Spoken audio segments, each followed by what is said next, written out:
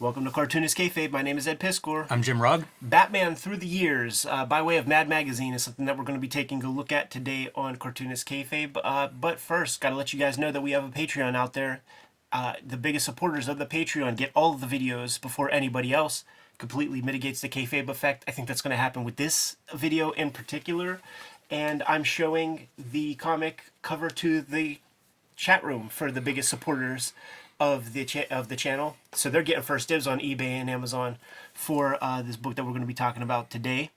The videos are brought to you by the books that we make. Right before you, you're looking at our bibliographies. Right now, I am soliciting the new Red Room comics to your local comic shop. Red Room Crypto Killers Issue 1 is being offered to your comic shop. Put it in your pre-orders right now. Get that stuff put on your pull list. 2 volumes of the trade paperbacks are out there. Antisocial Network and Trigger Warnings. Hip Hop Family Tree 10-year anniversary. X-Men Grand Design. WYSIWYG are my books. Jimmy's going to have Hulk Grand Design. Hit #1 on Amazon thanks to you guys. It's coming out February 22nd. Selling out on various Amazon platforms. Mexico, South America, other places. Plain Jane is a collection he has out in the wild from Little Brown. And Street Angel Deadliest Girl Alive trade paperback is out there. So support our books. More videos can keep happening.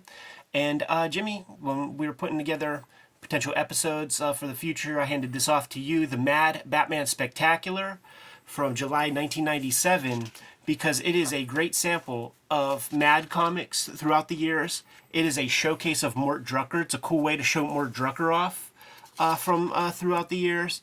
And it is just some of the funnest Batman comics that you could get your hands on, to be honest. Yeah, I love that they do these various collections because all Batman, Mad, great. Who doesn't like that? Right. It is funny the order that they're in. You know, like you can kind of tell the It makes era. sense. It does make sense. You can tell the era of when this is being sold by what is front and center. Yeah. The You Michael know. Keaton 1989 Batman phenomenon. People fucking cutting bat signals into the back of their heads. I had a couple of kids at school, man. The little Mighty Mites football team. They all decided to get the bat signal put into their heads. But then when you zero in even closer and you actually like go into the comic, it is totally rooted in the time that it was put together, where you have your Ed Koch mayor character, Paul Kersey, talking about how this Batman is even more right wing than they were. That's amazing. And then you think about like the B-listers. Like, I like Arliss. You remember Arliss? Yes. That was a fun show. And he's in that movie. I forgot he was in the movie, actually. And it's like, hey, Arliss gets a caricature. It's real funny to see stuff too, like the Batmobile, which at the time I thought was so cool. And now I look at it and it's like, what is that? Like, it's so bizarre, the design. And they even talk about it, man. Like, why does a guy like that need a car like that? He doesn't. Toy manufacturers do. Cutting promos right away. It's so true. The syncopation and the rhythm of each of these strips, it all reads the same. And it's like Borscht Belt, Catskills, set up punchline, set up punchline, set up punchline, set up punchline. Every panel. I feel like it would be, you got to be tuned in to be able to write that sort of stuff, because that would exhaust me to have to come up with punchlines, 10 a page. I'm sure they're tuned in. You know, Yeah. like it has to happen. Legit, this to me is a great Joker. Oh, totally. Like regardless of, obviously we're looking at a Jack Nicholson caricature, but I feel like if that Joker showed up in a Batman comic legit, it would work. Oh, absolutely. So much of this stuff works. That's the impressive thing, is not just the likenesses that Drucker and all the Mad artists are able to do, but that almost stand alone on their own as designs, they work. There are these little bits here, like that's somebody. Is that Bob Kane holding a Batman comic? But that's somebody. It's such an incepted idea since he's standing in front of the Bob Kane building. Totally. Totally. I don't know that these guys had very much to work with whenever they put together their movie parodies. They clearly got to see the flicks early enough, because I was grabbing Mad magazines, and they would schedule them very properly. Like it would be perfect. It would be so perfect to the point that like you get the Mad issue, maybe you don't read the parody because the movie ain't coming out for 2 weeks. Man, that's a good point. So they had some access, and they hit all those beats.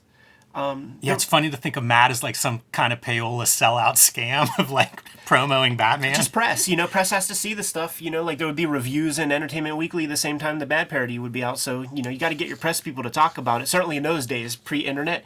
Little paste ups from like Dick Sprang comics, which is interesting.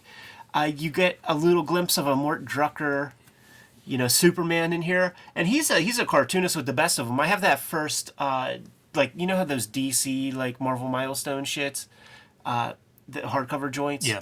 I have the Sergeant Rock that has Mort Drucker fucking war comics in there. I've never seen Sergeant those. Rock. Wow. Yeah. So he can do that shit. He just really came into his own here.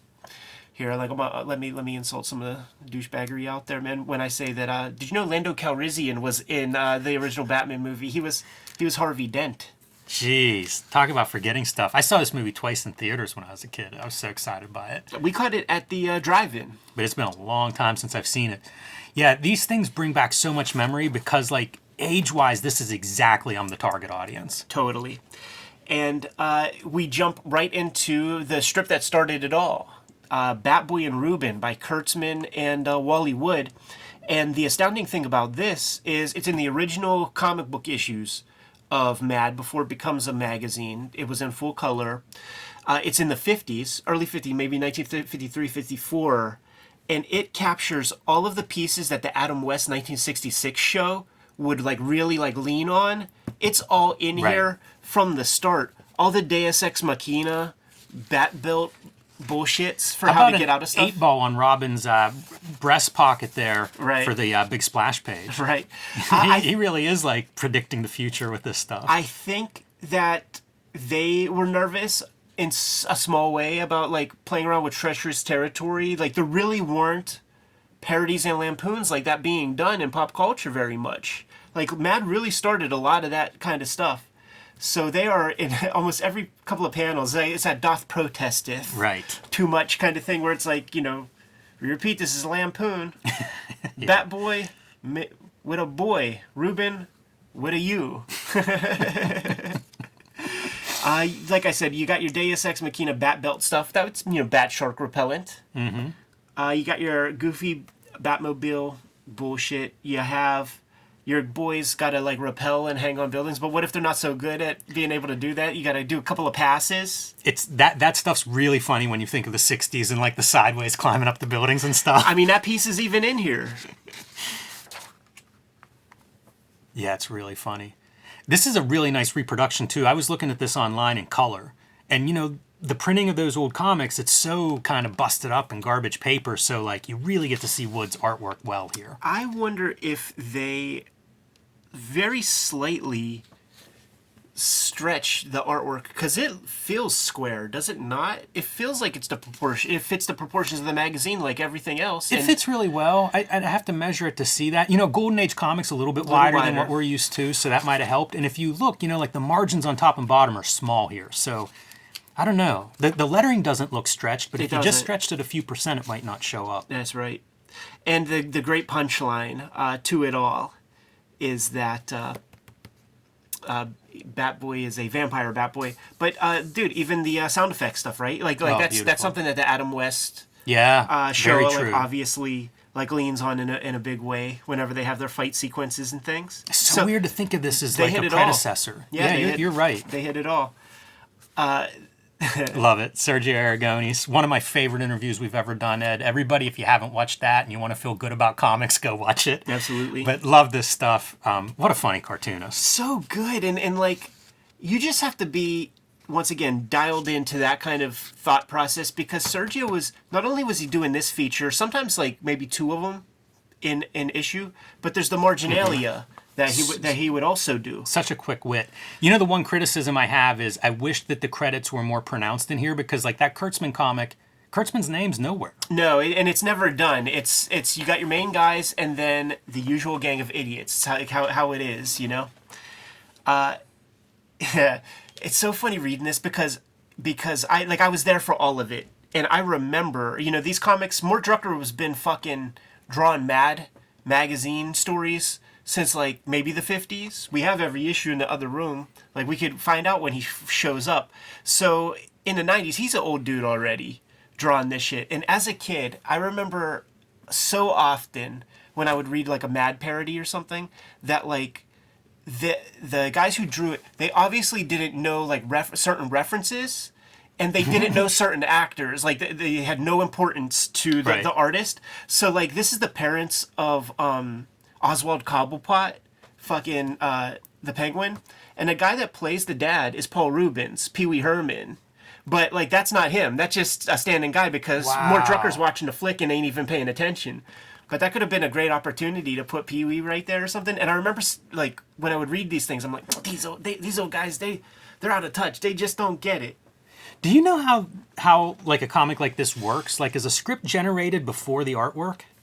That's a good question. I mean, it must be. It seems shocking in a way, but yeah, I don't know. Like, it's so hard to imagine writing this script without seeing the artwork. Here's the other thing too. I bet you it is, and I bet you it's pasted up, and that's the boards that Drucker gets. Oh yeah, you know what? That'd be the old school. That'd be like just from the original ECs. That would have been probably. Yeah. Wow. But like Drucker would do several features an issue sometimes, so that guy had to draw with some speed. Definitely, which is remarkable because he draws everything. He does, man. Real great. I was looking at like his tires are fucking exquisite. This feels like almost Will Eisner references. Something about those pillars and the signage just really reminds me of Eisner. And then you got to get the timely pieces in there. Little Stimpy cat. Yeah, we saw the turtles on the previous page, and now you see it's Stimpy. You know, the other thing is, like, I don't know that that Drucker was up on Christopher Walken too much, because this dude is kind of generic, you know, and like if he was going full. Yeah, I wonder when Walken becomes Walken. It's weird because he's had such a career. Like even like those prophecy movies, I feel like were out. Oh yeah, he's had Dare that great career, but he became Christopher Walken at some point. You know, almost like the icon that everybody does an impression of. Right. And I wonder when that happens. Yeah, because see, it just doesn't hit. Like it's some old dude with white hair, but he looks like him sometimes. Some of this kind of stuff I find really strong drawing, almost like. I don't know, throwaway gags, lesser characters. Sometimes that stuff really jumps out as being, you see what a great cartoonist he is when a throwaway piece You get to see awesome. his real hand. What his real hand is when he's not just doing caricaturization. This is such a disturbing panel, man, where it's just like all the most like kind of famous cartoon kids in a kind of a bondage. This had to be fun. Yeah. And that was some of my favorite stuff in Mad Magazine was like when they would get Angelo Torres to do kayfabe strips. Look at that reflection, that water texture. So good. That's the thing. Like, his ability to draw everything is probably not something we all think of first with him. But, man, that's part of how you get multiple features an issue for decades. Get a Paul Coker Jr. joint on the ones and twos, man. He's a favorite to a lot of people. He brought that classy, like, New Yorker gag hand to Mad Magazine.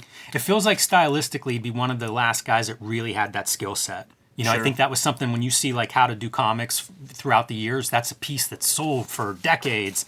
But this early 90s, I guess, not very many people practicing that, especially at that level. And at the time, topically, like when it was mentioned that George Clooney was going to be Batman, like everybody dismissed it. But the thing is, it had to fall on deaf ears to a certain extent because it was Mr. Mom who played fucking Batman in the first two, and everybody's Seriously. like, Michael Keaton, are you fucking joking? I had no context for it. Like, I didn't give a fuck about Mr. Mom. In fact, Mr. Mom was propelled by Batman to me, and I'm like, oh, I gotta see him in this, you know? Batman was my first Michael Keaton, I would say. So I had none of those prejudices, but Clooney was getting a lot of it. And, you know, it took Robert Rodriguez and Tarantino to, like, take the fucking ER scrubs off of that dude and turn him into a big-time actor. This guy, Duck Edwing, he would be ubiquitous. Had a real, like, I always thought of his stuff as, like, good, like, daily strip type cartooning style. And then you look at this piece and it's like, is that Doug Edwing or is that Sergio? Now this is sexy wild stuff. This could have been rolled right into DC Comics, maybe minus Calvin, right? as Robin, but really slick. Like, it's such a good marriage of style. You know, it lends itself perfectly to this treatment. Yeah. Yeah, you just push the jaw a little touch, man. But, like, even the proportions are pretty close. That clean line work is kind of nice. You know something that would be a great, like, side business for these guys, too, is the subjects by that artwork. Howard Stern owns a bunch of, like, paintings and shit like that all throughout, like, comics, period. Matt Bors, when he was doing Idiot Box and doing political editorial strips, these Republican dudes would fucking buy his. They would get a kick out of like Matt Bors drawing them in bondage domination gear and have those images framed. It feels ludicrous. I would like to think that Matt would double the charge for any douchebags or whatever.